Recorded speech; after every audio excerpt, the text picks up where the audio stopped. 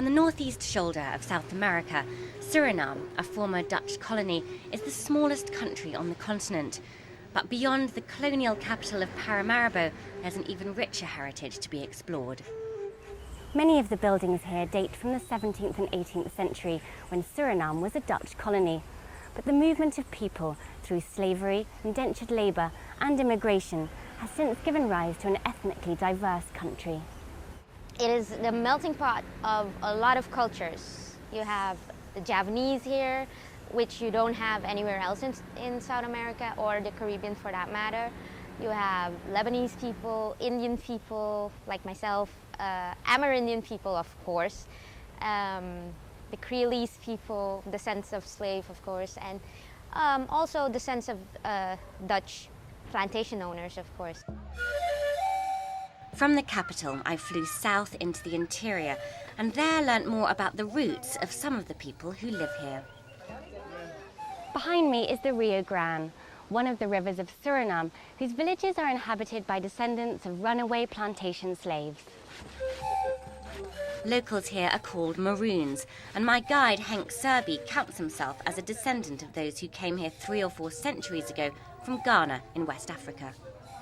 When I come here with guests, I'm very, and the people also very appreciate, because they like it also. And I like it also, to show people where I was born, where my roots come from. The intriguing ethnic mix is one reason to explore Suriname. Another, of course, is the wilderness. People really associate Suriname with the Amazon, you know? And because everybody's talking about the environment nowadays, people still want to see the real thing, you know? And yeah, we still have the real thing in Suriname. I continued my journey east towards French Guiana, where the border is marked by the Maroni River. And this is France, in effect, on South American soil.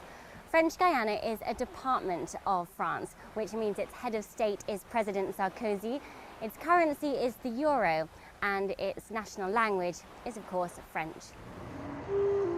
The pretty riverside town of Saint-Laurent could be mistaken for a Mediterranean port, and the capital, Cayenne, similarly echoes the architecture of a French town.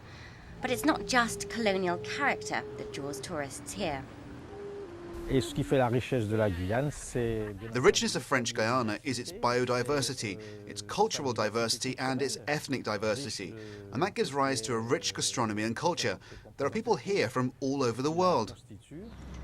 The region also hosts one of France's biggest financial investments, the French Guiana Space Centre, which launches more than half of the world's commercial satellites. Good jobs and high incomes have attracted skilled workers here and boosted the local economy. It wasn't always that way. In the past, France used their colony as a kind of far-off penitentiary. One of the most famous prisoners held in French Guiana was Henri Charrière, better known as Papillon.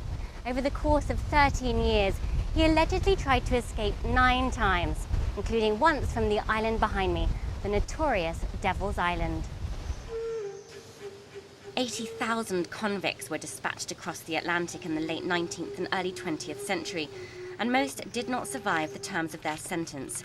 Visitors today will of course find the island a far more leisurely experience, and that feeds into a hope here that prospective tourists will increasingly think of French Guiana and this corner of South America as a holiday destination and a place that speaks to us all about the movement of people, sometimes voluntary and sometimes forced, around the world.